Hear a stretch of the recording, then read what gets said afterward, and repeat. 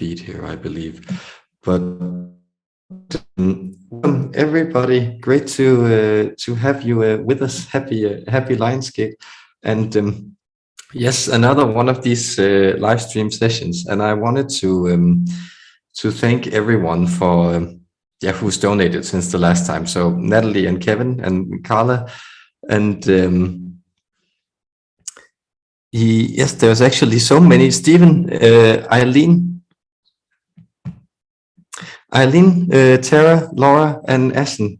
Thank you everyone for donating, friends of the show, and that of course also gets you invited to the Zoom calls. And if you see me dripping blood or something, I had an infected wisdom tooth removed yesterday, and I'm doing quite fine. But if you feel like I'm a little swollen or frazzled, it's probably the painkillers and everything. But I'm looking very much forward to doing this. And thank you, and a special thank you to Suzanne for moderating today. So I'm looking forward to it, and I'll bring forward the Arcturian friends, and you all enjoy. And you can ask we will usually get around to answering all the questions, and you can type them in the Zoom chat, or you can just post in the chat that you would like to and ask questions, and then you can get on and ask the Arcturians question. Then you can also type them in the YouTube chat, and Suzanne will pick some and read them. So without further ado, blessings to you on this Lionsgate, and let's talk to our Arcturian friends.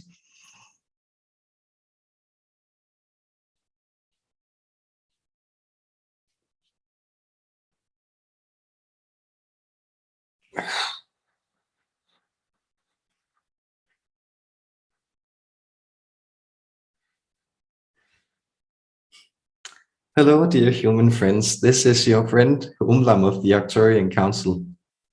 So pleased to interact with you and be with you this day. Well, we are always with you, but connections are growing, and on this very auspicious day, they certainly are strengthening. And let us speak of this concept of strength, because strength comes in many sizes on this Lionsgate.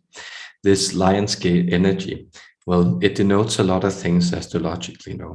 It points to a climax in the summer period for most of you. It points to a period where Sirius and the Sun align, bringing your physical and your spiritual selves into closer contact with each other.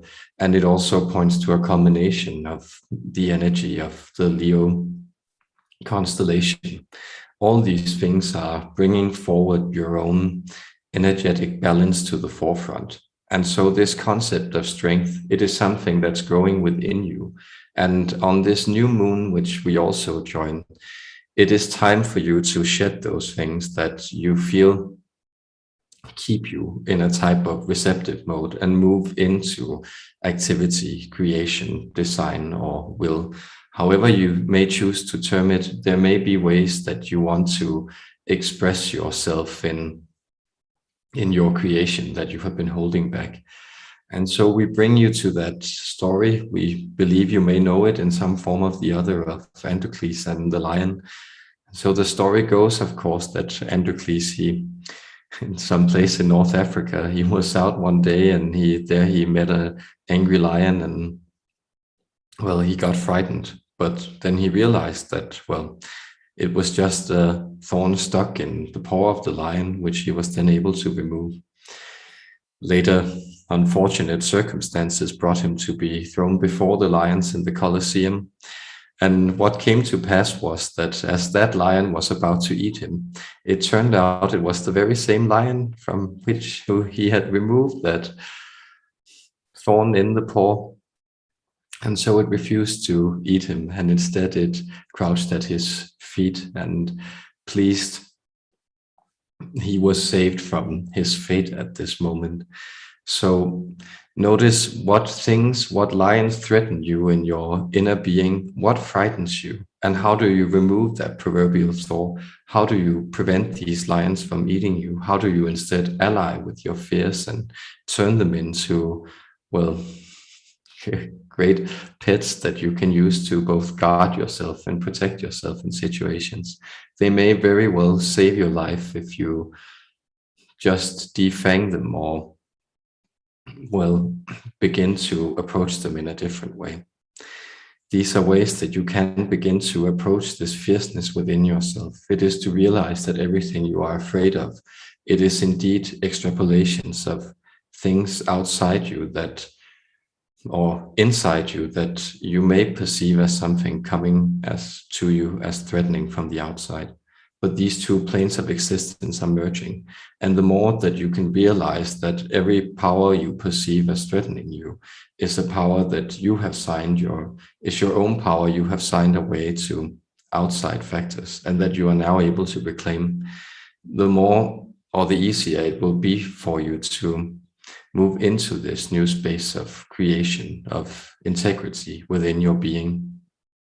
Therefore, on this Lionsgate, we, the Arcturians, I, Umlam, and all of the Arcturian ninth dimensional collective consciousness, we bring you blessings, and we look very much forward to interacting with you and answering your questions this day. We thank every one of you for contributing to this co-creation, and we emit our deepest love and healing to you.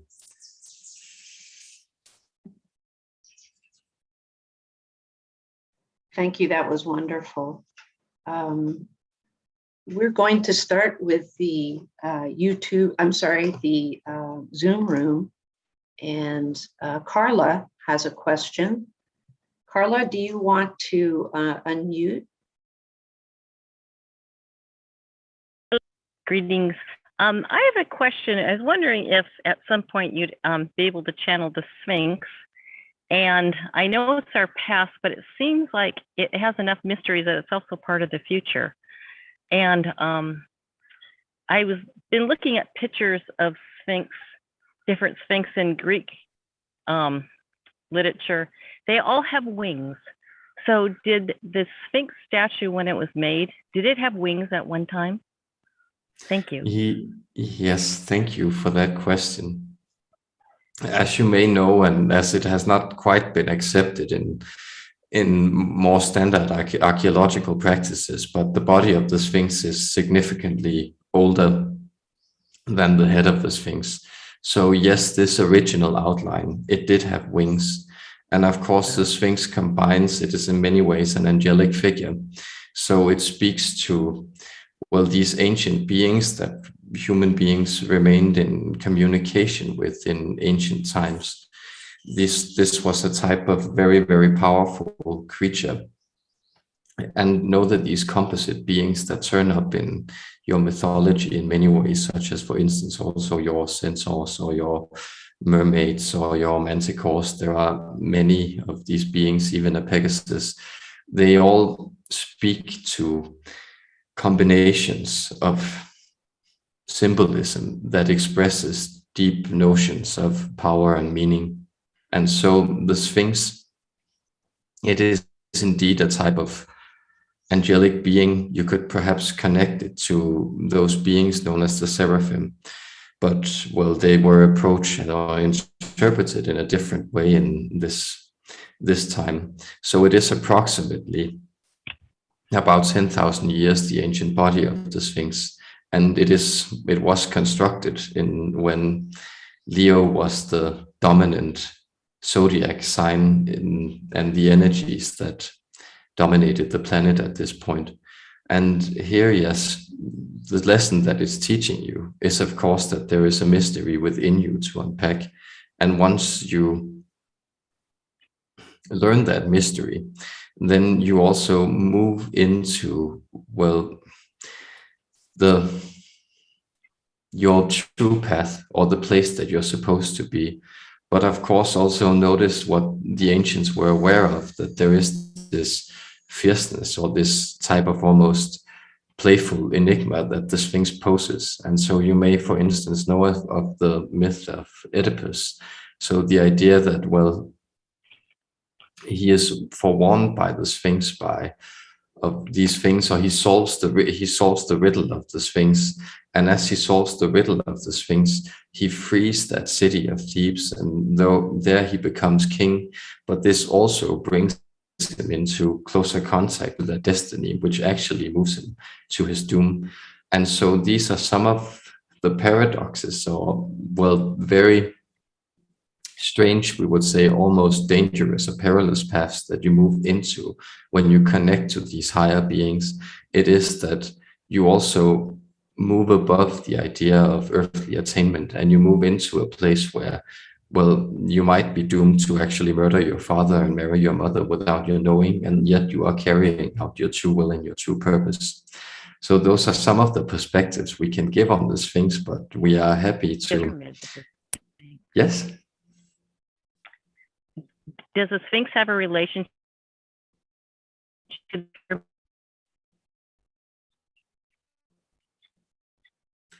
Oh, we have trouble hearing you, our dear friend. Carla, can you try again? Does the Sphinx have a relationship to the... Does the Sphinx have a relationship to the pyramids? Well, yes, they do. It does. So notice that there was already some pylon or obelisk constructions in place when the Sphinx was constructed. The pyramids are significantly younger, but they're already... The idea of this place being connected to some certain specific ley lines in the continental bodies was already in place at this point, and so it was seen as a type of guardian of these ley lines. So notice again, as it also came forward in a channeling of the Orion portal, the pyramids, in a sense, they create this portal, or they bring this portal energy down into the earthly or the material plane. And so therefore it's necessary to create this type of powerful guardian deity to actually put this forward in a clear physical space to guard this space and to make sure that certain energies, they don't just materialize at random, but they will all be held accountable to the energy of the lion. And so indeed it is a type of Lionsgate that was constructed here. And the Lionsgate is a symbol that is repeated in many of these ancient civilizations, exactly because they understood the necessity of guarding which energies move in and out of a city, of a temple, or an energetic multidimensional portal, as you may think of it today. Oh, thank you very much. You are welcome. Thank you. Thank you, Carla. So we have a lot of people on YouTube. So I'm just going to let you all know we have Devante, we have Sophia, AJ, Stephen H. We have Josham, and I probably said that wrong, sorry. Yes, we believe it's Jochen because it's German, but we also sense that he won't take offense. So you don't, as long as you mean well, you can call him what you want, we believe. Jochen. Yes. And so anyway, I'm going to go ahead and start a question here from Steve. His question is, can you connect to my Arcturian wizard self? And just want to know if they can share their lifetime or any messages. Thank you. We can, but we are aware that this individual, he begins with the labels and then he moves backwards from them. And so he always gets a little wrong readings, and he also, well, we can tell him or affirm him that he gets a lot of unfortunate results in his actual life because this is the way he wants to do it. So when you create stories about yourself first, and then you look to reaffirm these stories, you are really not going into the exploration of what you would like to explore. I got my question answered. It was about the Sphinx. And since it was a Lionsgate, it's a Lionsgate portal. Yes, can we perhaps ask Leo, dear Carla to turn off her confirm microphone? Oops, sorry. That's perfect. Thank you. Thank you. So we were speaking to our friend Stephen H. here, because notice, for instance, that the wizard is a type of earthly label. We would call them something else in the language that I spoke in my time. There being, of course, several Arcturian languages as well. We would call this title a Kluan. That's a K, an L, a U, and an O, and an N. And it rather refers to a person who, well, works with, well, the reason that you use the idea wizard is because you use a person who uses their will to transform reality. And so this is in many ways the lesson that this individual who comes forward with the name in this situation, this is an energetic approximation. He comes forward with the name Malu, that is an M and an A, an L, and a U. And this individual, well, the reason that he presents himself, for you have the idea of him being a wizard, is because he used his will to transform reality. But how he did this was actually more as a type of, you could say, garbage man. So what he did was he picked up disparate parts that had been well, relegated to the trash, or had been found unuseful and for other people, and then he repurposed them. So you could also think of him as a type of installation artist or something to that effect. Many of our occupations, seen from human perspectives, would actually fit this description. So, well, he found these parts and then he arranged them into certain altars. And so these altars were places where other people could then come, and then they could infuse their energies in them. And then there was a type of accumulation of energy. So that is the lesson that he's teaching you. It is really that a message that has also come forward in many other places, that you need to clean up your life because you have so much debris, both physically and mentally, lying about you. And you can actually repurpose these things into something that's both meaningful to yourself and maybe helpful to yourself and helpful to others. But do not clutter it with these ideas of, well, you wanting to feel special, because that's very much your problem, is that, well, the more you try to be special and the more you try to connect to these stories of yourself as something exceptional or alien, the less special you actually become, because the more you become removed from this actual physical space that you find yourself in. And that's the paradox. So learn to move into the physical immediate spaces and change those. And there you will become far more content with the life you actually have now. And then also turn off your computer some more. That's a general advice, because it's not doing you well that you spend so much time in front of screens. Though we are very happy that you are here joining us, of course, and our blessings to you, our dear friend, and your greetings from your Arcturian brethren. Thank you. From the Zoom room, Asen Qureshi Yes. has asked a question, and we're going to give him a lot of energy, loving energy, because we've all been where this question is going to go. It says, hello, I've been losing hope. I wanted to know if I will have something to look forward to in these upcoming months. Thanks. Oh, our love to you, dear friend. Yes, and we thank you also from this sentiment from Suzanne, because indeed, this is a difficult place to find yourself in. But also notice that, well, if we were to use the image of a surfer, we sense this is a helpful image to use in this instance. Then, well, right before you wipe out, there is this point where you feel that you are surrounded by the waves and that you will become submerged into the ocean. And that is a very, very overwhelming place to find yourself in. And yes, this is indeed where you are. It's in that sense of the overwhelm. But also notice that energetically, this situation cannot sustain itself for long before the wave breaks and you become submerged. And then you actually move upwards and into the sunlight, then you come into that place where, having been wiped out, you're ready for a new go. So yes, you actually will have the opportunity for quite a new beginning.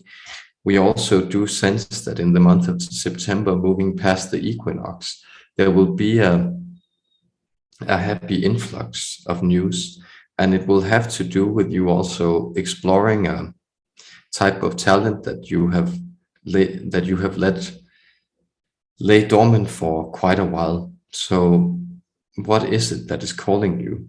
We sense, for instance, that your expression, your ability to connect to dream states and to express these and to communicate them to others, your ability to focus positive emotion into words and to share these words, these are actually abilities that are growing. And so you will find this degree of connectivity to be growing in your life. You may also sense that, or you may also experience that as you move past the equinox, the energy of romance will also be something that is approaching you in a more helpful way. And notice that this often comes from places that are unexpected. So it is when you least expect it that these things, they move in and open up to you. So yes, we actually sense many positive vistas, and we also sense that there will be news reaching out to you that will help you grow your connection to your purpose and your guides. And so have both faith and courage, our friend, and connect to your sense of tenacity in these coming weeks of August, because what is happening to you, well, very radically, but what is happening and presenting to all of you is actually the need to choose which things to shed, which pains to pick out of your body in order to feel more integrated. So all of you are going through a lot of sorting in your lives, and that might be difficult, but it's also something that's will be very, very rewarding to you as you move into a higher degree of purpose. So you have our blessings and our support in this, and we transmit our love to you and to everyone here. Thank you. We all are behind you, and we trust you can do this. Laura Edens also has a question. Laura, did you want to ask your question? Sure. Thank you, Suzanne. My greetings and love to you, Umblum. Our greetings and love to you, dear Laura. My question is right in sync with your message and with the last questioner as well. I've done a lot of work over the last year specifically in letting go of lots of things, but it feels like there's like a probably not unexpectedly another wave of stuff. And I'm just wondering if you can scan my Akash and this lifetime and see if there's something specific that comes up that is interfering with my physical energy level, motivation, focus. I know there's like some obvious fears that are coming up as it's time to step forward into my next creation. But if you can look at that, and if you have anything you can offer, I'd be so grateful. Yes, thank you. We are grateful for this question, as it is also allows us to shed light on the fact that, well, it's often these very, very subtle energies that you will be shedding when you move into this space. So there is a type of courage needed as you have discerned yourself, then moving into your next creation. There is it is that in your life you have also remained, it has been more safe for you to remain in a type of receiving mode. And this is changing. So you are actually becoming quite a powerful transmitter. And notice that this is almost as if you have to flick a switch on your own message board or your own relay and actually turn yourself into a new function. And of course, there is we could say at that time when the polarities reverse in this sense, it's very painful because all the things that are blocking you are then coming up. So some of the past grievances are indeed related to romantic love, where we sense that if you can sort of begin to interpret, well, these different relationships or relations, and this is good general advice, as things that were positive. And that is, it can be quite strange, but even if you feel you have been hurt by somebody, then interpreting that, well, it is positive, actually, that there was a positive sentiment within you that were drawn to have that experience, and that experience was the perfect teaching experience for you, that allows for a great deal of forgiveness. And when this forgiveness moves in, there's actually the shedding of tears, and then the shedding of tears allows you to, well, tears are that prism that allow you to see the true reflection of your own wonder in refracted in.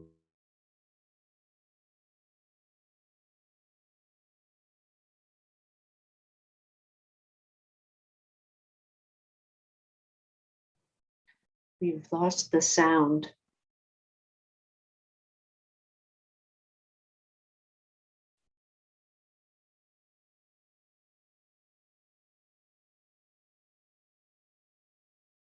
Hang tight, everybody.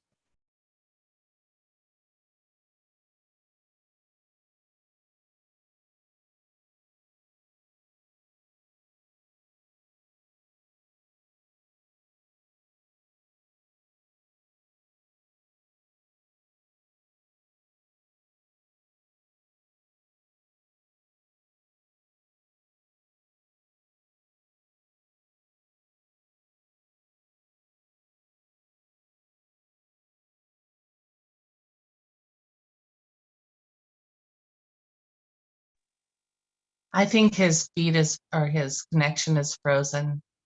Okay. Okay. Just wanted to see if it was me or you. No, I think it's in general, maybe he lost connection. Okay. I might have to log back in. All right, hang tight, everybody.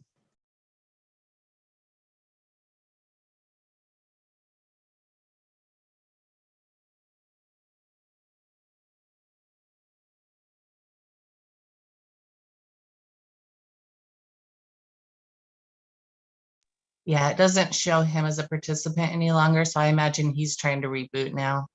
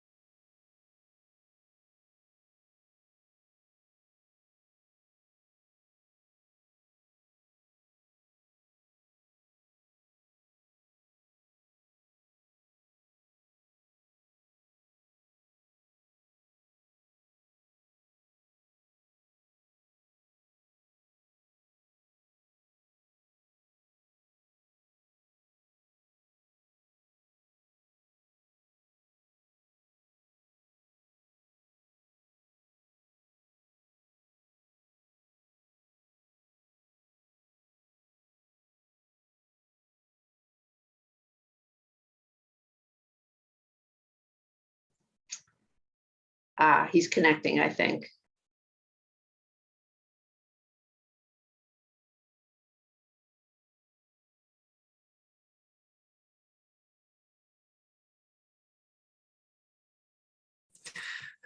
How long was I out, guys? I'm sorry about that.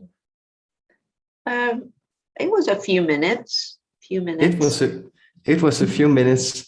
Okay, I will hope that the it's supposed to be steady again here now. I will open and close my eyes regularly to check in then. But Laura, did you receive any of that guidance or advice?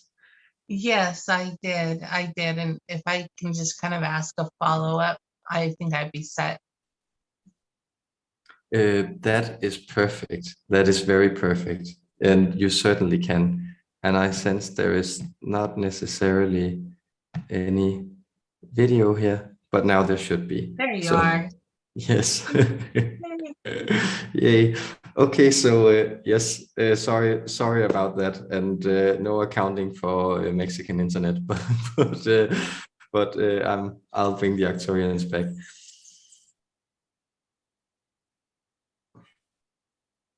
Yes, so our dear friend Laura, we were simply pointing to the fact of your social ability, your ability to connect, integrate, and to step into mastery. But please ask whatever follow-up you may have, our dear friend. I appreciate that. And actually was surprised by that. So that's good information. If I understand correctly, it's that echoes, because I have been celibate for quite a number of years. And so these are fairly far back. But if I'm understanding correctly, it's the echoes from these relationships that are causing me to be like stick my head in the sand and just prefer to sleep or distract myself than move forward into what I want to be doing. Exactly. So it's more with these, well, yes, karmic energies, because what they are expressing is, again, we could say what we were pointing to, this idea of being in the receiving mode. So the fact that, well, once you step into your own mastery, you actually begin to clear out a lot of the past.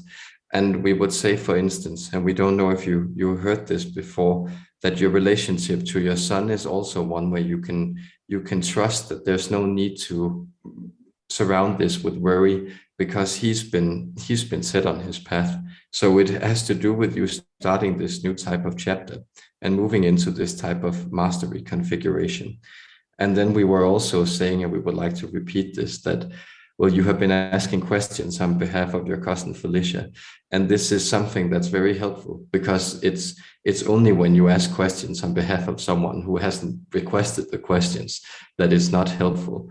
But it points to the fact that you're actually very, very attuned and skilled at connecting socially. So it's you sort of stepping into, we could say, the relay function or the connecting function of these energy grids behind other people that's really, really serving you. And in many ways, the next step on your journey, because you have been the pupil in many types of gatherings and situations, but now you are also becoming the master or the center point in these creations. My love and gratitude to you, and William. It's such a joy to be with you again. It's such a joy to be with all of you, and our love and gratitude to you too, Laura. Thank you for expressing that sentiment. We hold great love for humanity, and we are very grateful that we are here with you today. Thank you, Laura. You're an awesome moderator as well. So we have a question from Kevin, who couldn't make it to the Zoom room today due to work. He says, I am intrigued by the agendas our stellar family have with Earth and its inhabitants as we evolve. Could you please give us your perspective on the agendas of the following: Arcturians, Pleiadians, Syrians, and Asasani Yael? Yes, we thank Kevin for posting this question.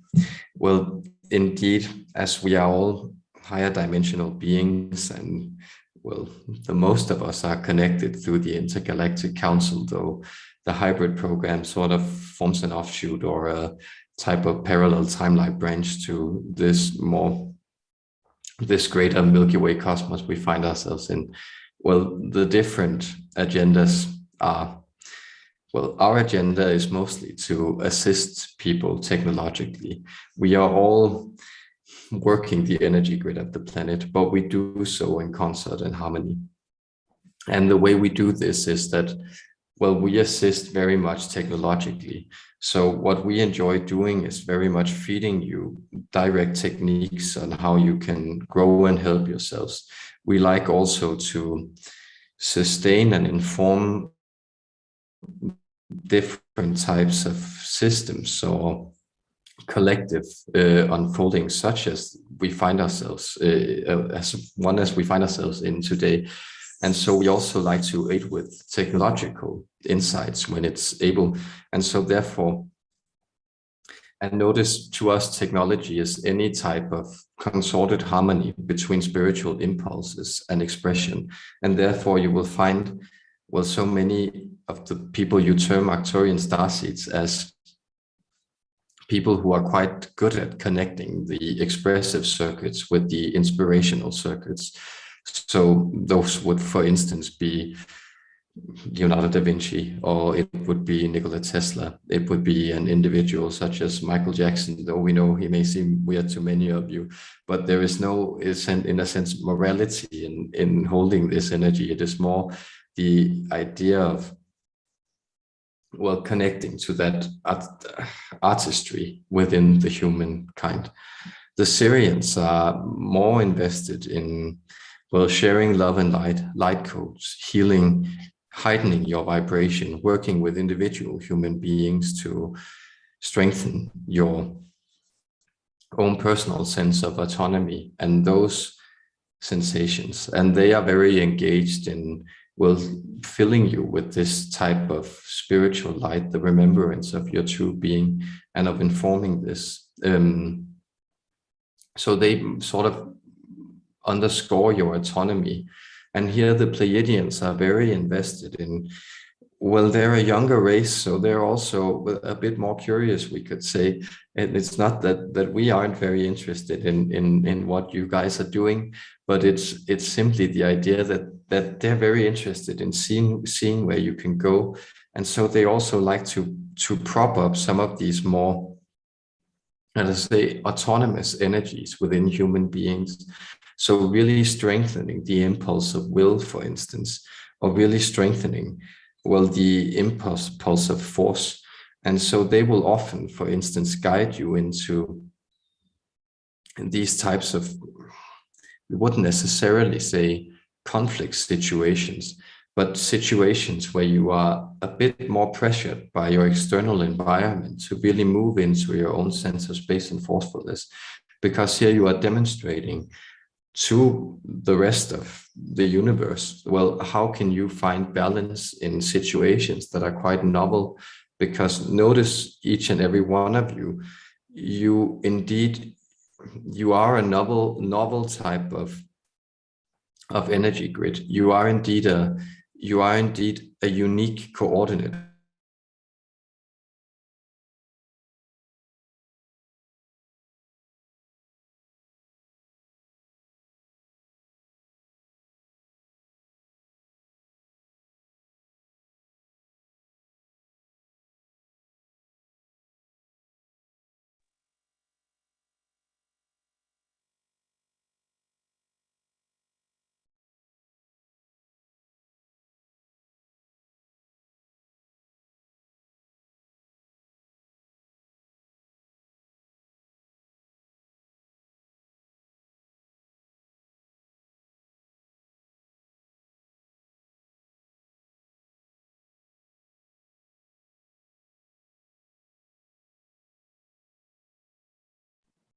Okay, I think we have lost him again.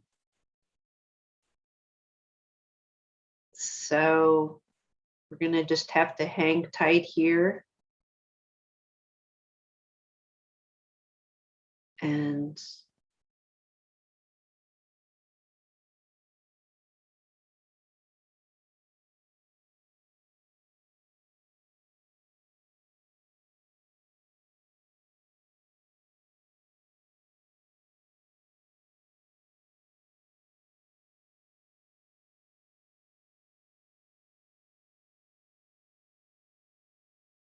okay, does anybody know any jokes?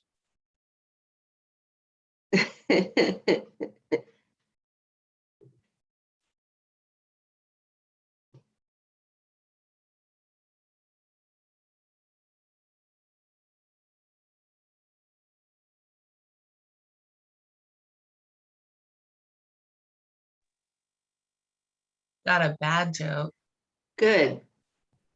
Why is Pavlov's hair so soft? Why?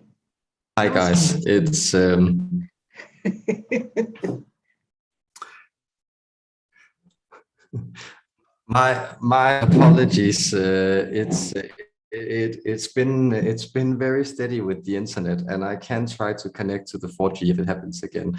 But I will for now hope that we are online, and it says the connection here is fine, and that things are working. And thank you for your patience in this. And I believe I'm keeping an eye regularly on what happens. So you heard about the Pleiadians being very much into supporting the autonomy of individual human beings and bringing them into that space to explore. And then we were talking about the Asesani Yael, I believe. So let's bring back the Arcturians and see what they have to say.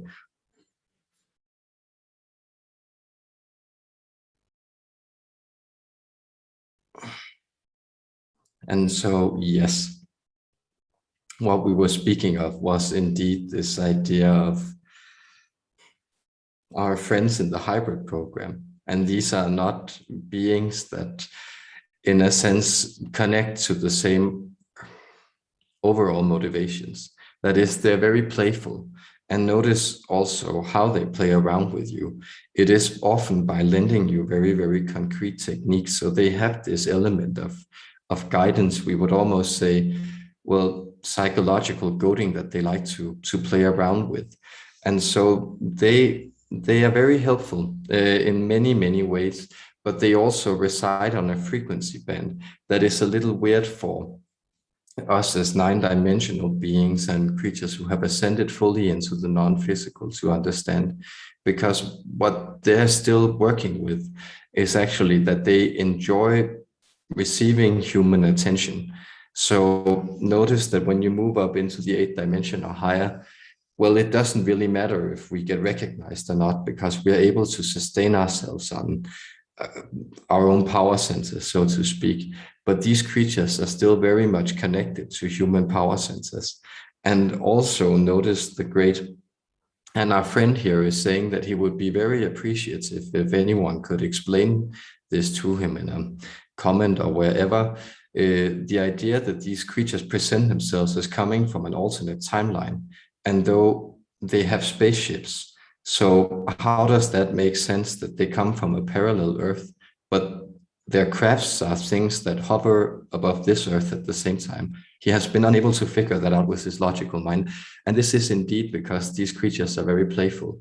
They put up different signs and signals for you to follow them into a reality where their creation or their mending into this physical space becomes more of a likelihood. And you can think of this as very positive. They're very kind and loving beings, but indeed they do have an agenda that's more focused and directed, where all of the rest of us are more connected to the idea of exploring what is actually happening with the human project, observing it in its totality. They have an idea about you, well, moving into being these type of Asesani Yael hybrids, and they would really like you to connect to that energy so they can move into your physical space and colonize it, so to speak. And notice, for instance, in that way, as someone informed this channel, and therefore we can bring it forward, that entity known as Bashar was talking about the Mayas coming here in ships. And this is indeed a type of projected idea, because this is of course not true that, well, we who work behind the veil, we don't transport matter in that way. We just phase it in and out as we please. So the idea that certain human beings would be brought to you on ships, well, it may resonate with that idea of colonialism. But notice that it's also an idea that sort of brings you into alignment with what you call first contact. And that's something that a lot of you like to play around with. And our only encouragement is that play around with these, enjoy them as much as you can, because they have great love. They have a pure vibration that a lot of you respond positively to, but they are also creatures that have more agendas, so to speak, than the rest of us who are, well, we just accept whatever is, because that's the best way to stay in the cosmos without too many worries about one thing or another. And so we bless you very much for being able to clear up this question. But notice all your galactic brethren and your guides, we have great love for you. And that love we transmit in this moment, as in all moments when you turn your attention to it. Thank you. Sophia asks a question. She says, Dear Omblam, what lessons can we draw from the experiment of the Osho commune in applying spirituality on human organization and societies? Much love. Much love and gratitude for bringing this question forward in person. Well, yes. And here we are referring more concretely to that, there is being referred more concretely to that experiment with the sannyasins dressed in purple in the Oregon in the 80s, as were depicted in that documentary we believe was named Wild Wild Country, and which many of you have seen. See, the idea here is that, well, human beings, they need to organize. All higher beings that, well, create these types of mental energy grids, all social beings, and that is indeed all beings that you resonate with within this greater pattern of the cosmos. You all need to build these types of communities. And what this community expresses is indeed in many ways what has been expressed in all your messianic communities, that is, all communities that are founded by a central type of enlightened figure and then gathers disciples around them in this type of communal unfolding. The most famous experiments, of course, being, well, we could say, well, the Jews around Moses, or the early Christians, or the Muslims, or the Buddhist Sanghas. These are all quite clear expressions, though there have been many, and some of them not too fortunate. So the idea you can learn here is, of course, the value of collectivism, that when you begin to align with this type of communal project, you sort of put your own egoic purposes aside, and that might be very, very helpful, because this means that you're able to grow a bigger reality. And it's something that seems very strange to many modern individualized societies, where you are often taught that the idea is that you need to express yourself or individuate yourself as something that is in opposition to the current trend of the society. And here this is showing that there's another way to go through uniformity. Well, we could then say that there are certain energies that create a type of difference here that are then difficult. That is the idea that once you have a type of figure, or a central figure, a leadership figure, then the important thing to remember, and which is remembered indeed in guru worship in Indian culture, for instance, is that it's that being that you worship. It is not the being itself. And if you confuse the physical form of the guru with the concept that is within him, which is the true deity, you could say, then you often wind up getting into these types of attachments or hierarchies where you measure yourself in proximity to how close you are to that individual. You also end up often submerging people's individual will, which individually speaking would mean, well, their energetic boundaries or their auras become quite porous, and that means that they easily become victimized by exploitational devices, and that is something that you are at far greater risk of when you move into these things. Then there is also the presence of sexuality, which of course is in many ways a method of differentiation. That is indeed, even though you move into, let us say, very orgiastic ideas of sexual expression where everyone is indeed mating with everyone in some type, there will still be individual codes in the offspring or the progeny that's brought forward that sort of opposes this general type of collectivism. And therefore, this is something that's very hard to mix up with pure spiritual community. And therefore, most spiritual communities either impose a type of ordered monogamy or systems of celibacy, because this is a way where these systems become far more sustainable. Indeed, sexual energy is incredibly volatile, and if you release it into a system, it is a sort of a sure sign that that system will become destabilized and have to bring forward a new type of order, or it will indeed, as happened in the Osho community, implode. And these are some of the perspectives we feel also, since many of his methods and his teachings are doing a lot of people very well still, then there is perhaps no need to go into a criticism of where this person might have lost his way, because he was indeed a very, very sacred person who held the light.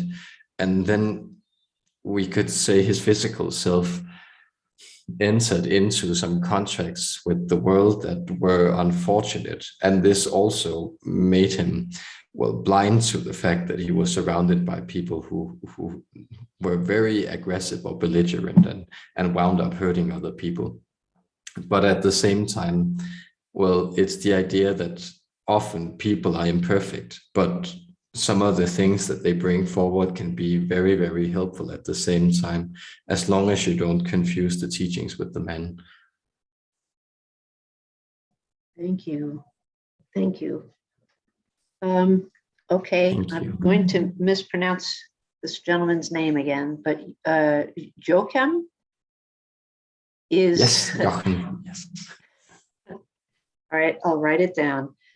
Sorry about that, but he says, hello, humans, beautiful humans and spirits. What are good ways to manifest things we want in our life? How can we use the Lionsgate for manifestation? Thank you. Yes, this is a beautiful question, because note that these strong energetic portals, and especially when it's connected to the new moon, it is something that allows for you to bring in quite new things. And so it can be very helpful. Well, if we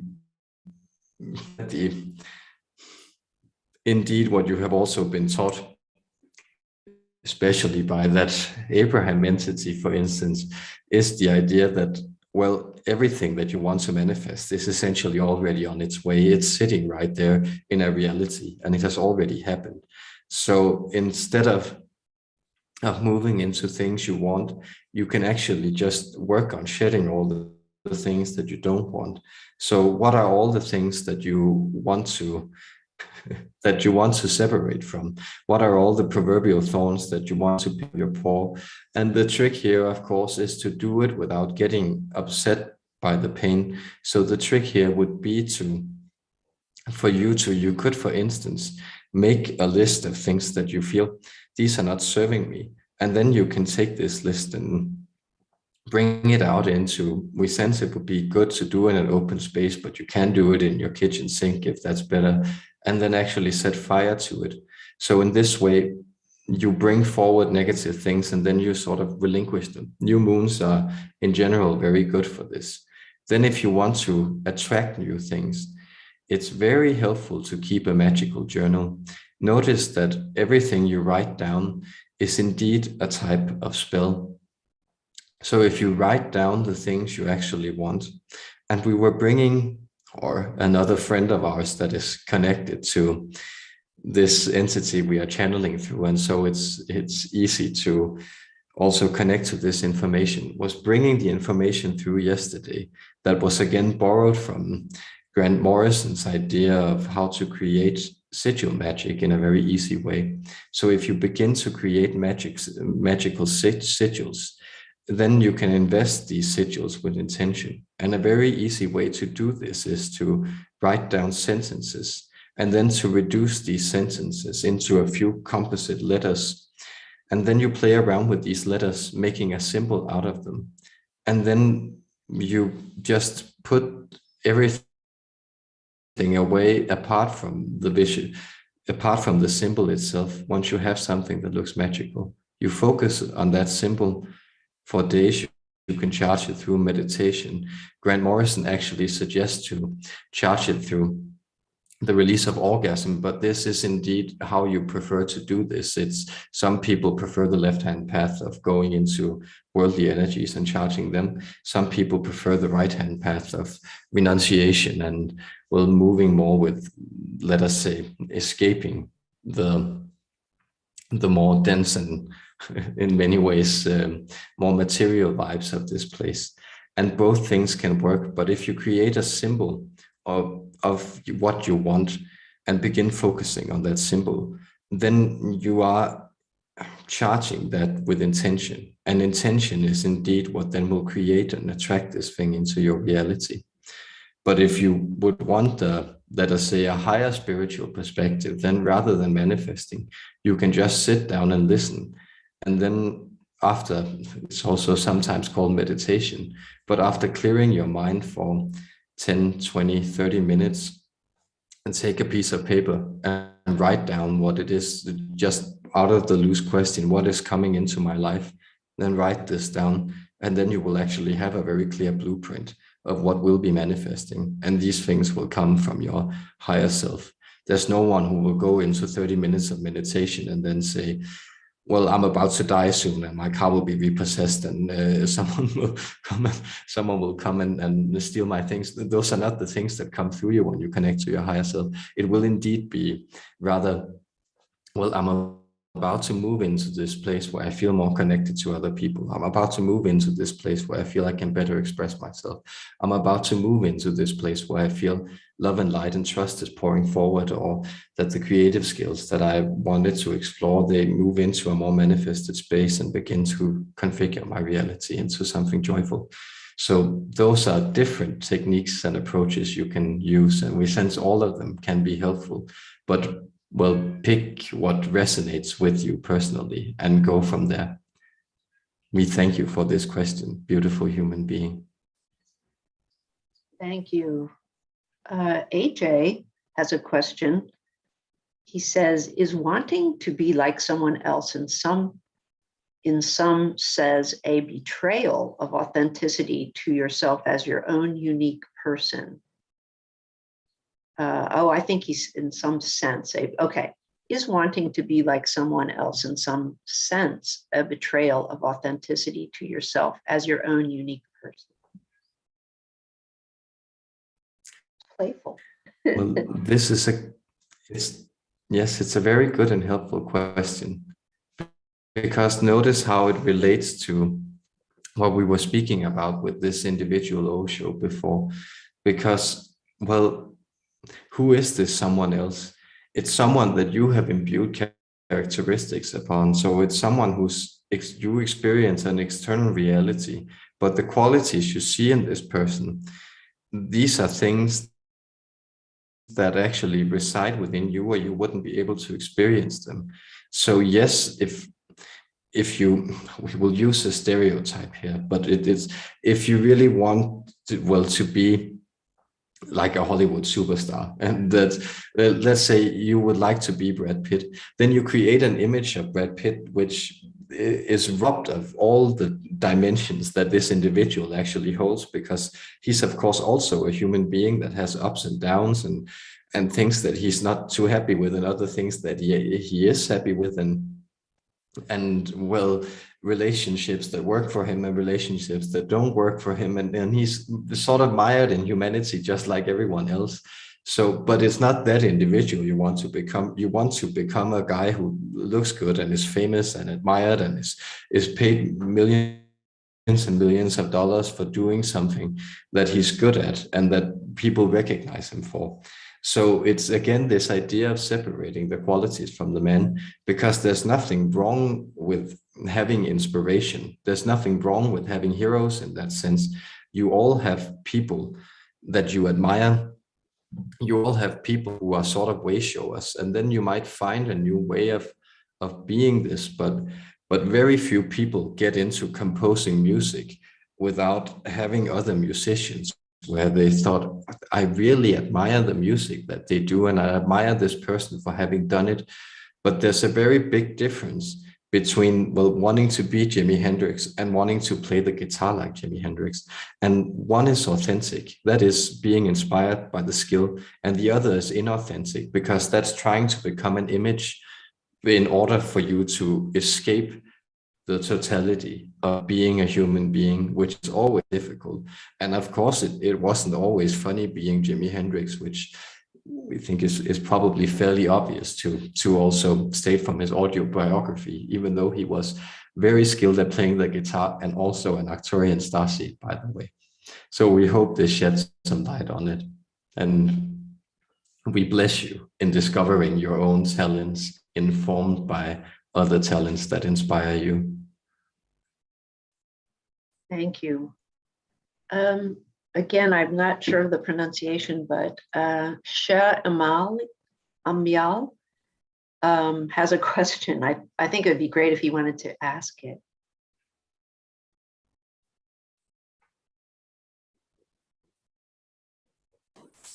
Yeah, I can ask it. It's Sham. By the way, greetings, Mats. Yes. Greetings, Umblam. So for quite some... Great to be with you. Same here. Thank you. So for quite some time, I've been like feeling big changes are coming. Like it's like in the near future. And then when I move towards the near future, it's like, okay, it is getting delayed for a bit. And then after some time, it's like big changes are coming. And then when I move closer to it, it is getting delayed. So I thought I would, get some thoughts on it. Thank you. It's a very good question. And again, it relates to a lot of the things that everyone is dealing with, because indeed, notice that it's this idea that, well, your future, it always seems like it's the image, it's like the projected outside, it's that other character of perfection. And then when you find yourself in it, then of course, there you are still the same person. You are just in a different situation.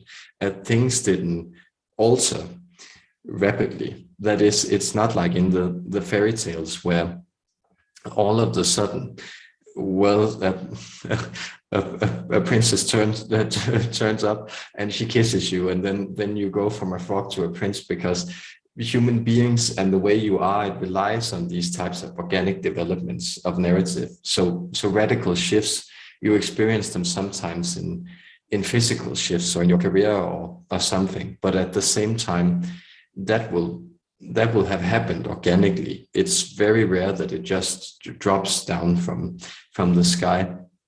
And so a very helpful way to remind yourself that you are actually changing rapidly is to keep a journal. And then you can sense that if you look back and you sort of look at your status updates in that journal from 3 months ago, 6 months ago, 9 months ago, a year ago, you will sense that you will have shifted quite dramatically in what has happened to you in your life situation. And we can just, well, use our friend here he's sitting doing something he never expected that he would be doing. And he finds himself in a very weird and strange country that he always wanted to visit, but that he never really knew how he would get there. And yet still he's more obsessed with, well, all his problems or the things that go wrong for him and his worries about, oh, how will this turn out in the future? And that's just to say this is very, very human. So remember to take stock of those changes, because the more you take stock of those changes, the more you actually realize that these great changes are happening. So it's more of you savoring them. And then notice that in a year, you will be in a completely different situation. But it wouldn't make any sense if you just jumped into that place. So you need to get there step by step. To get to the top of the mountain, you need to climb it rather than to, yes, wield a magic wand over your head and then just be at the top of the mountain, because that's actually not as much fun as you may imagine. Thank you, Shan. Hrad has a question, kindly asking for healing energies for my eyes. Blessings. Yes. We are sorry that we are smiling, dear friends. We give you our blessings, and we would like to also give you a human or a transmission of healing energy. But we think it's so beautiful with these prayers, because I would like this healing energy. Well, healing energy is granted to you as long as you allow yourself to open up to it. So all we work as here is a permission slip to open up to the healing energy you already have. But if you were to then, well, close your eyes at this moment, and then we will give you this adjustment.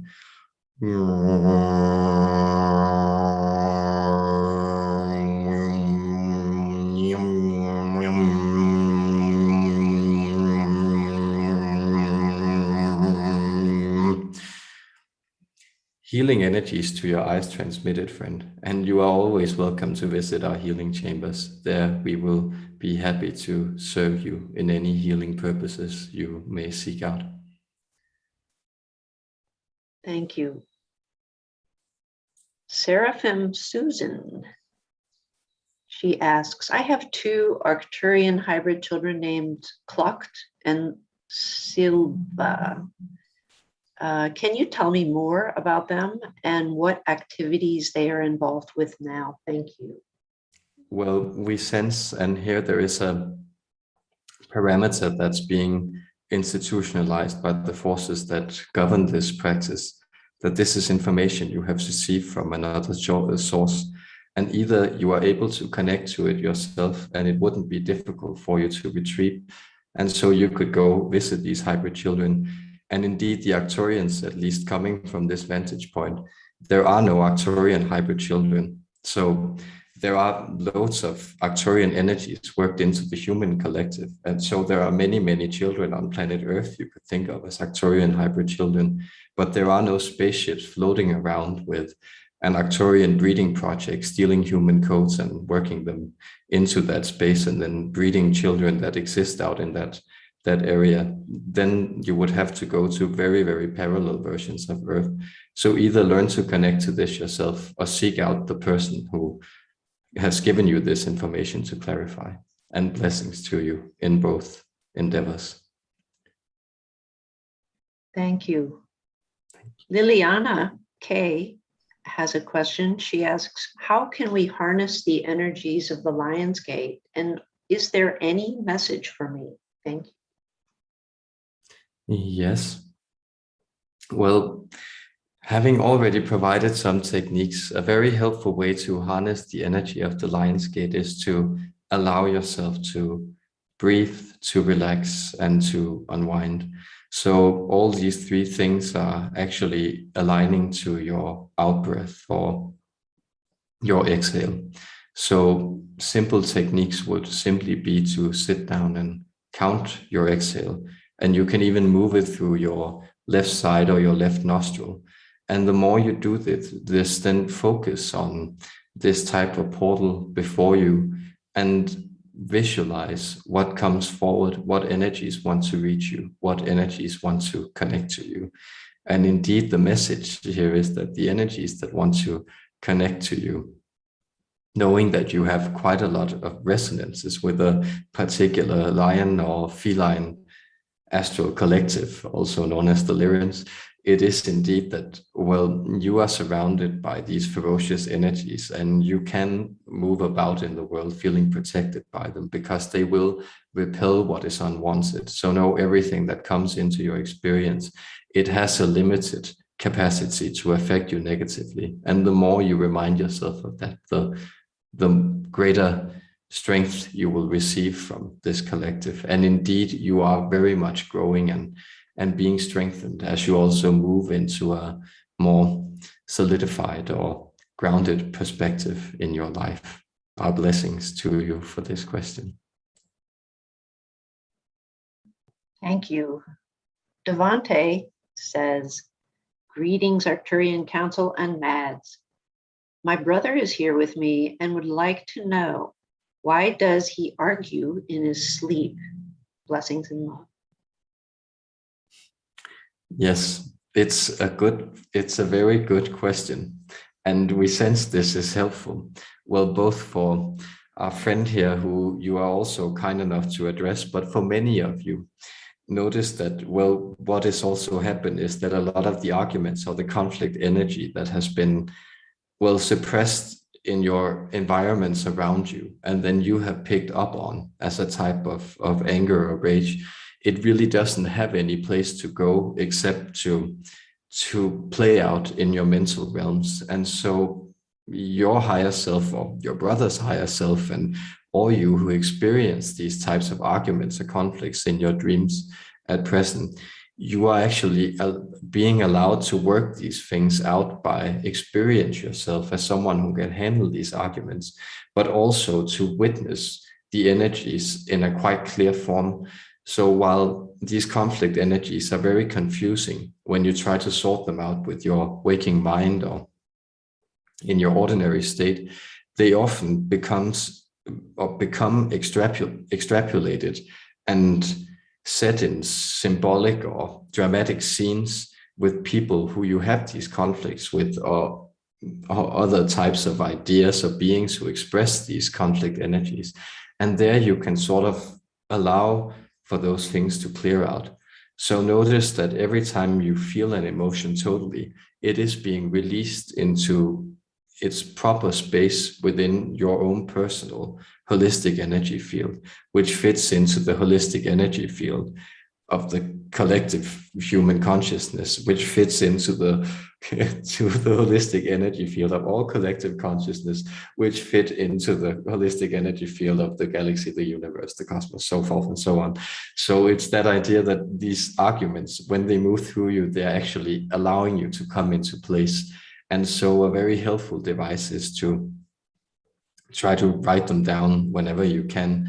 And so just write down with the details of your dreams as you remember them when you can, because here you will often have the discovery of what it was that was actually being cleared out. And you will have that aha moment of, oh, this was what I was trying to teach myself. And now I, oddly enough, don't feel angry with this person anymore. I don't feel like, well, all these negative things are coming up because I have moved on into a new space.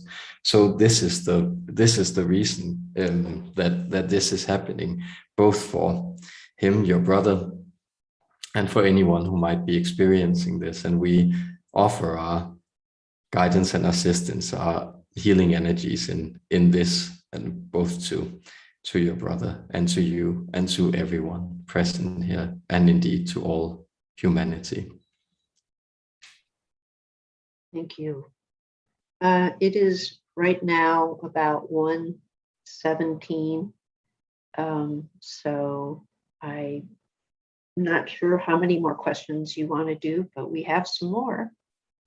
Yes, you are welcome. We would say quite surprisingly, friend here, he feels up to snuff and he enjoys very much, well, both communing with our energy and feeling how it responds to all of you and your beautiful intention that you pour into it. So yes, if anyone from the Zoom call or any YouTube questions are still unanswered, then we are all very happy to respond to them.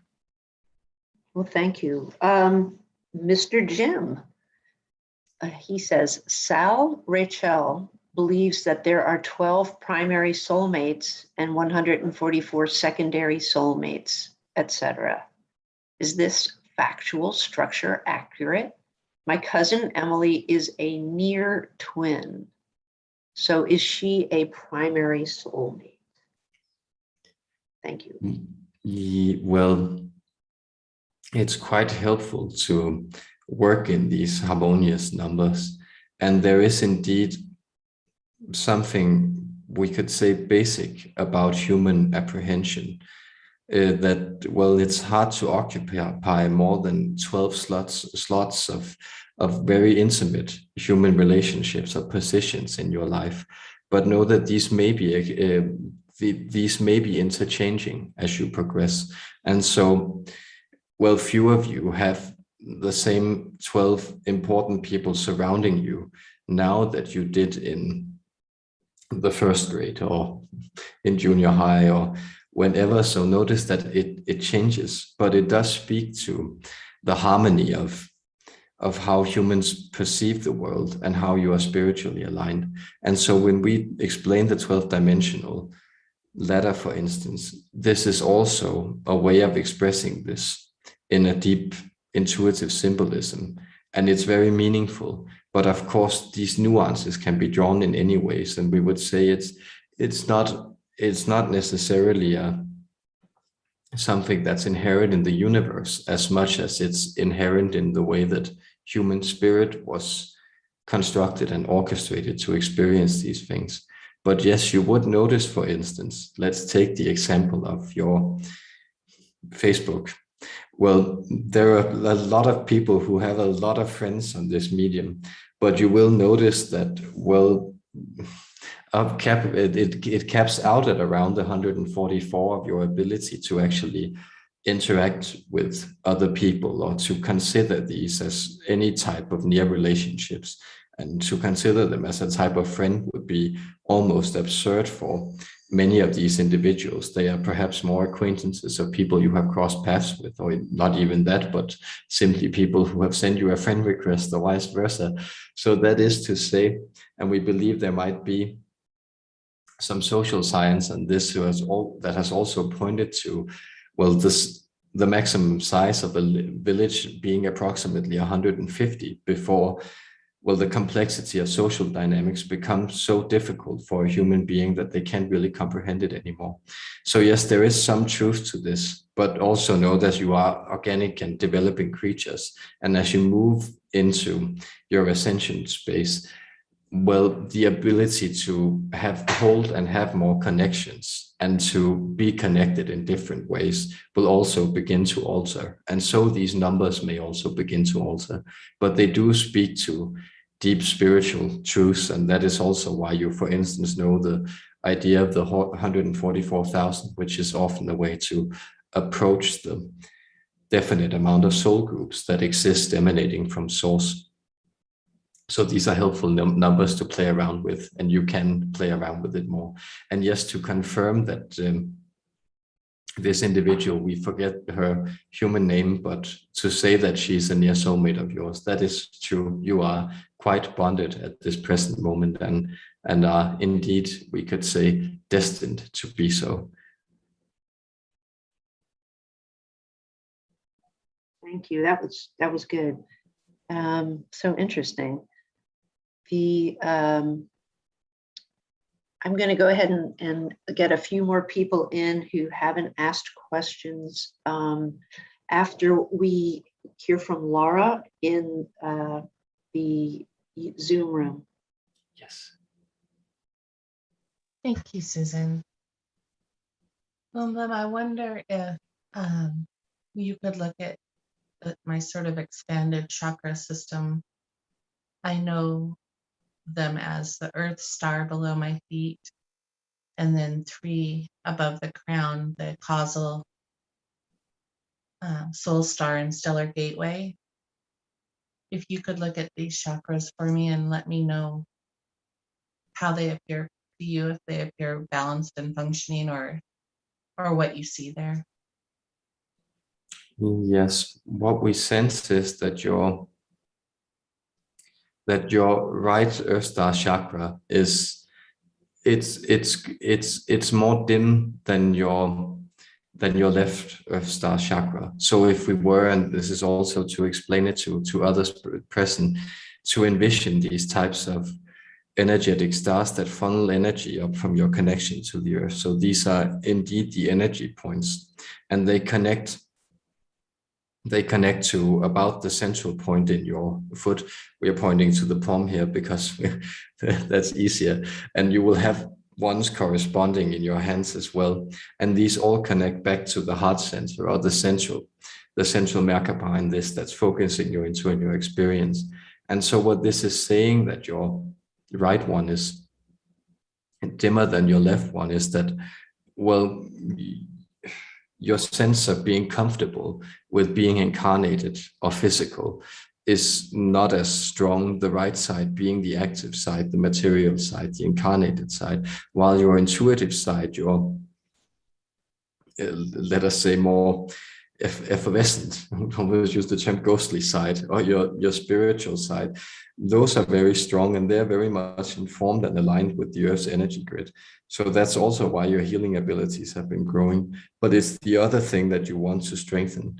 And you can strengthen this by, well, blessing the water you take in. You can also strengthen this by simply being more in nature. A way to strengthen this will also be to yell. And if you don't want to pick fights with anyone, and that's, of course, you can, if you have someone you really need to yell at, then that maybe, and you've had that feeling for years, then maybe that's a good sign that they need a good shouting at. But usually it can also just be helpful to actually yell or scream a little. And because, and of course, find a space where people won't necessarily get too frightened, but it's that type of fearful energy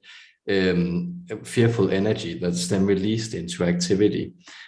Punching is actually also a good way of doing that. And again, we suggest that you punch in the air or at a bag or a pillow or something, and don't necessarily find someone to punch. That's not a good way to relate to other human beings in general. There are exceptions to everything. So that's to say that's a way to strengthen that. And then in this diadem of the spiritual, where your oversoul is funneled down, and this is again also then connecting to your crown chakra and your entire energy system and body. Here you would want to, well, these are here it is indeed the left side that is sort of not allowing itself to come through, and that is that you actually have quite a lot of spiritual discernment and clarity in your understanding. And your central point is that points to the fact that you have decided to be here and you actually want to be here and live out your purpose. But the left side is sort of, in that sense, the side of love and compassion that you need to show yourself, because you're good at showing others this side, but you really need to be kind to yourself. And there's a paradox here, because need to be is actually a way of not being kind to yourself. So we would say we strongly recommend that you would do yourself a great service by being kind to that wonderful person, Laura, and actually showing her the kindness you deserve. And ways you can do this is simply to savor things. It can actually be to move into, well, the enjoyment of human pleasures. And that can be something as simple as bringing flowers into your living space, or gathering an etheric oil, so making sure that there are pleasant fragrances surrounding you and releasing them when you feel that makes you happy. It can be to acquire a poster or brighten up with colors, or these are actually things like these basic sensualities are ways that you appreciate being alive and incarnate. And so these are the things, and of course follow your excitement in this, but it doesn't need to be more complex than actually picking up a flower and bringing it inside, or going out and it will be, for instance, apple season soon, so picking up an apple and enjoying that and eating that, because that's a very helpful way of taking in the immediate enjoyment of the world. And this is sort of the thing that is good, would be good for you to show yourself. Much gratitude. Thank you. Thank you. Steve Helms has an interesting question. He asks, can you give any info on the crystalline light chambers becoming more available worldwide? Thank you and much love. Yes, this is a very, very helpful question. Well, this also speaks to the fact that, well, as you are becoming multidimensional, you realize that, well, a lot of the things that you usually structure in the space-time dimension, these are rather concentrated, as your physics have indeed been discovering for the past 120 years or so.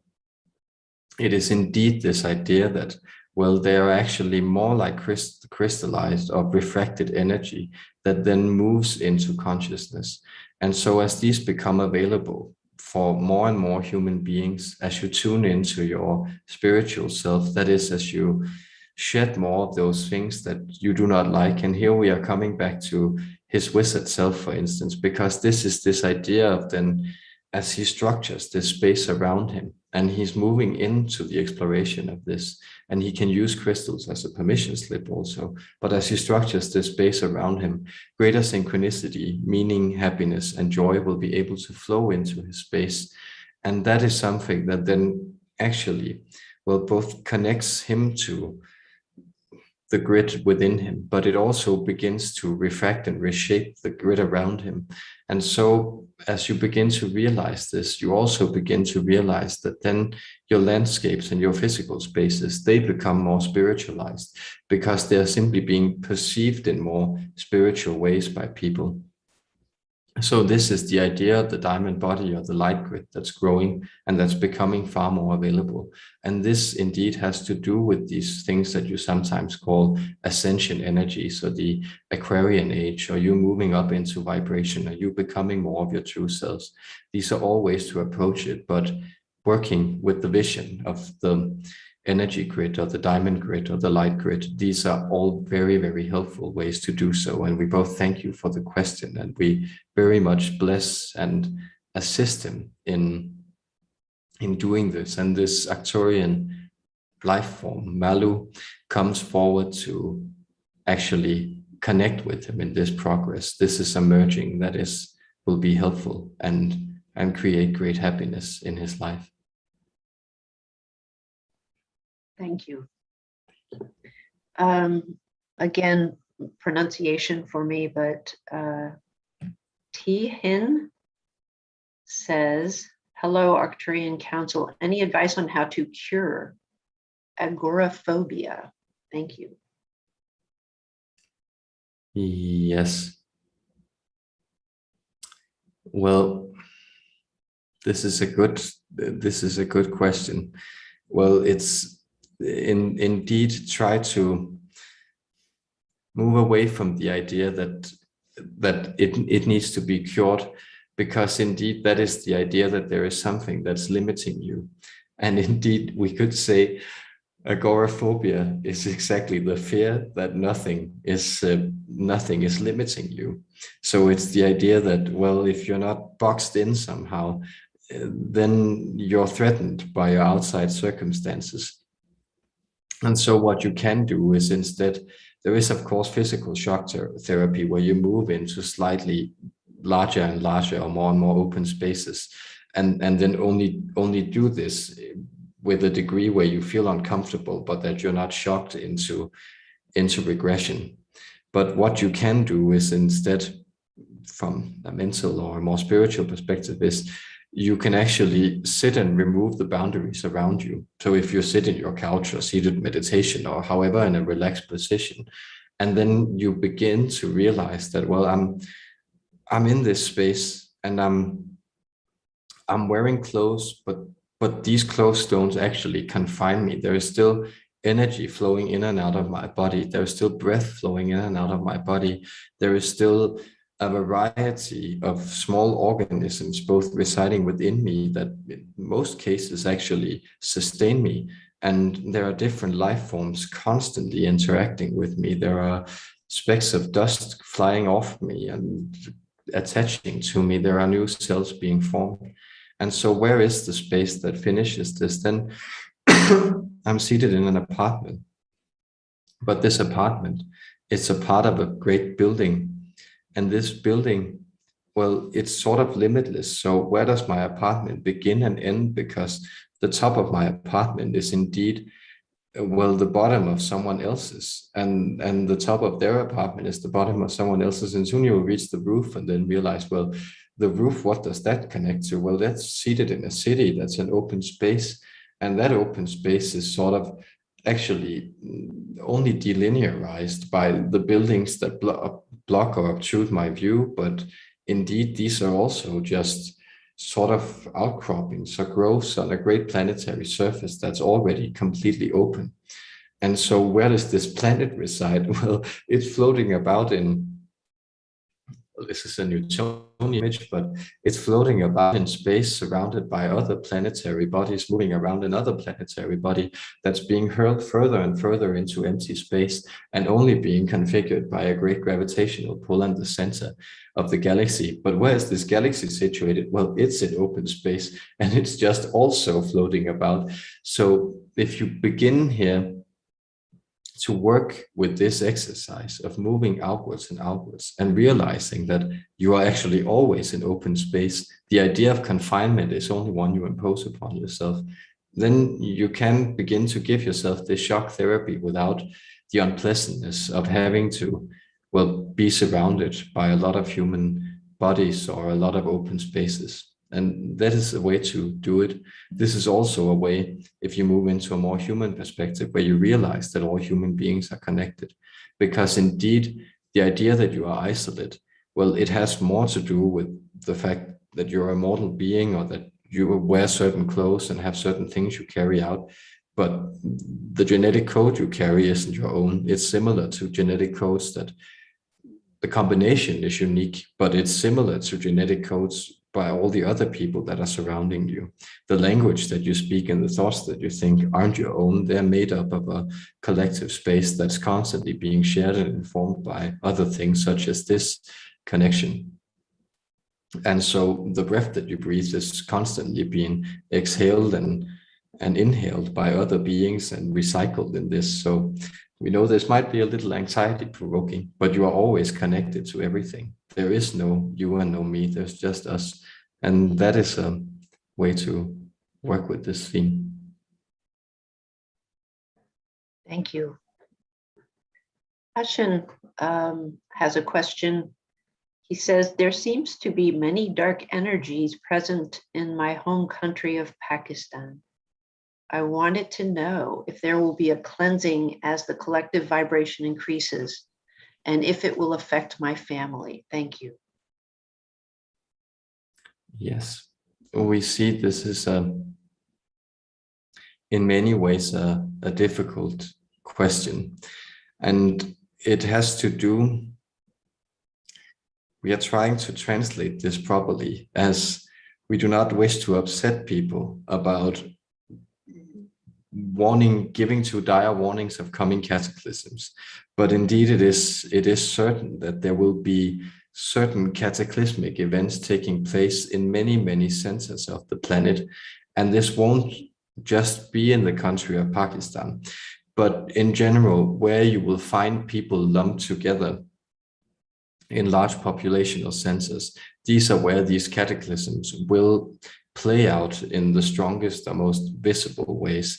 And this, of course, means that an area such as Pakistan, or great deals of the Indian subcontinent, China, the more densely populated areas in Europe or the Eastern United States, Mexico City, we are just bringing forward places where people are greatly lumped together. And there you will see these volatile energies play out. And this does not necessarily mean a great disaster, but it does mean that, well, seen from a spiritual perspective, that a lot of people who are not interested in contributing, in moving into a new earth, they will use this opportunity to check out.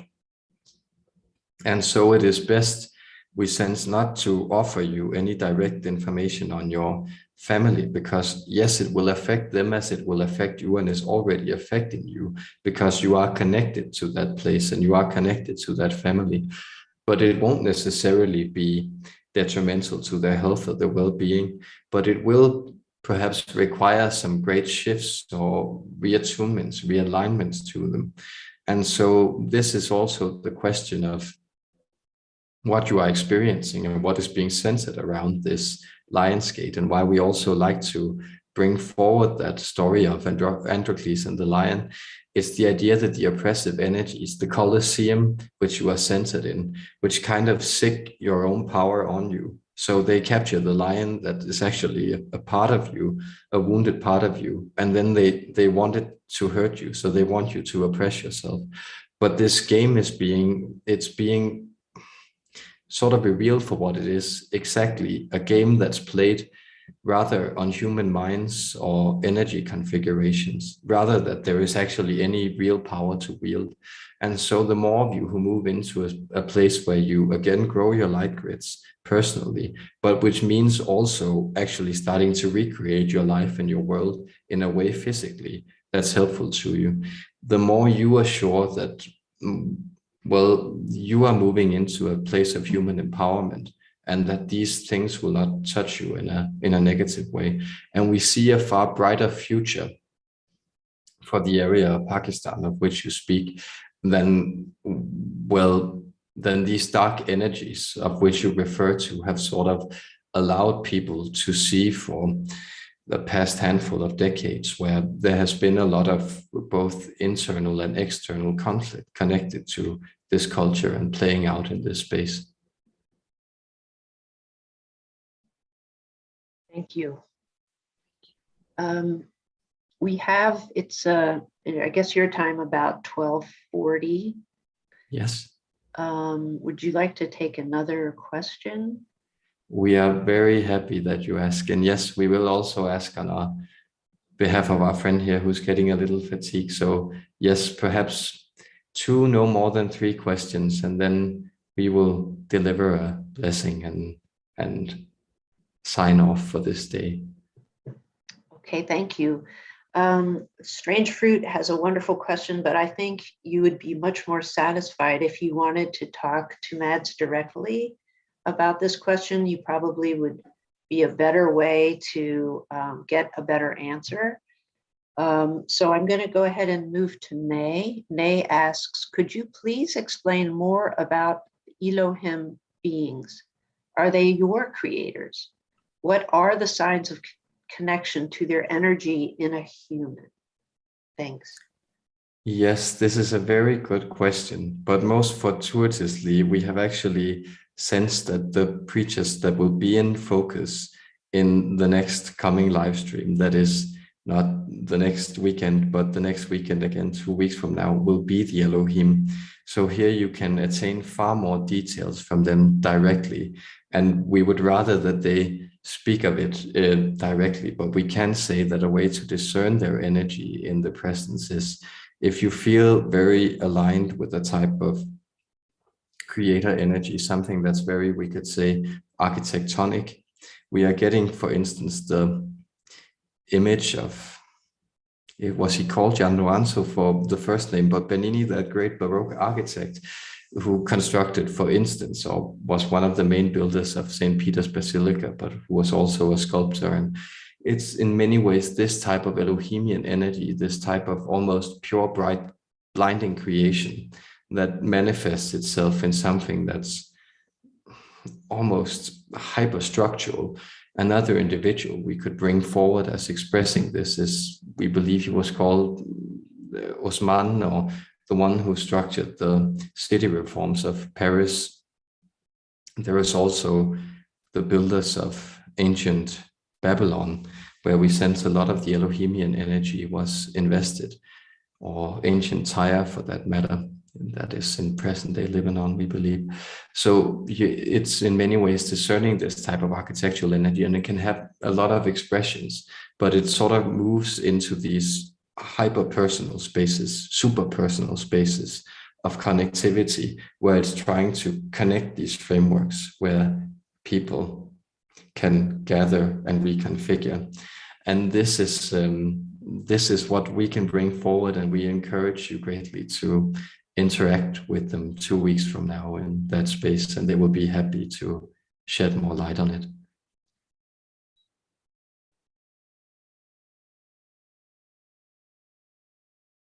Sorry, thank you. I mark one last question. What relationship do I have with Mads in regards to past lives or galactic adventures? Well, this is an interesting question. We sense again, this is not necessarily one that we should be answering here, but that it is more helpful for you to go exploring if you wish to, because indeed all of you are connected here. But what happens is often that anyone who is present here, it exists within the same energy grid. So that is to say that, well, you were, and he was indeed, as he's connecting to this past life of his, that is me, Umplam of the Arcturian Council. You were a part of an Arcturian Starfleet.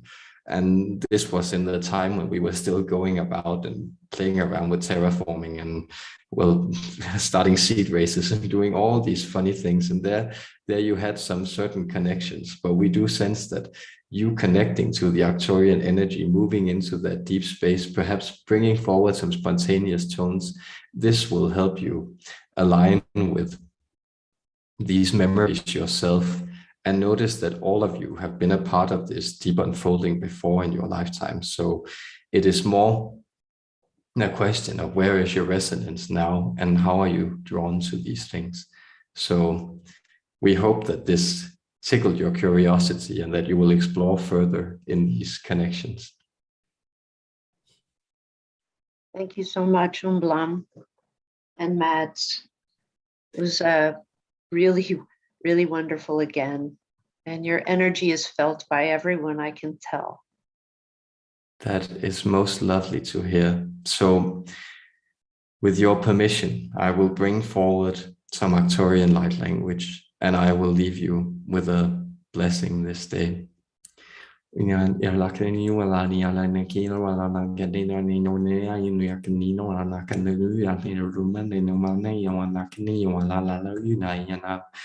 Ungal indin wan anamane amile knik unak signial we anikni lenwe anikni ukanan ulet unia ilum eni bal indigen bin. And so a great resonance is building across the planet, across planets, across the time space. Things are connecting and being moved into harmonic configurations. This gate indeed presents a movement from greater disharmony into harmony, and all of you will experience it. As you quiet your minds, you will find that you have become more of what you sought to be in this life, and more hope, more love, and indeed more creativity, more exploration, more curiosity, and more connectivity have been growing in your lives. Therefore, feel the love of the Arcturian Council. We thank you so much for having co-created this situation with us and for letting our energy guide you in this process. Our blessings to all of you. Much love.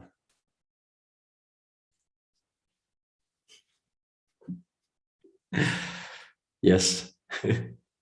Thank you, guys, and of course a special thank you to Suzanne for excellent moderation and keeping a track of everything and putting up with the internet internet disruptions and everything. So yes, I will rest up, and I think they already gave the announcement. So next Saturday I'm supposed to be at the Hugulo, I believe. If I'm not mistaken, is that? Yes.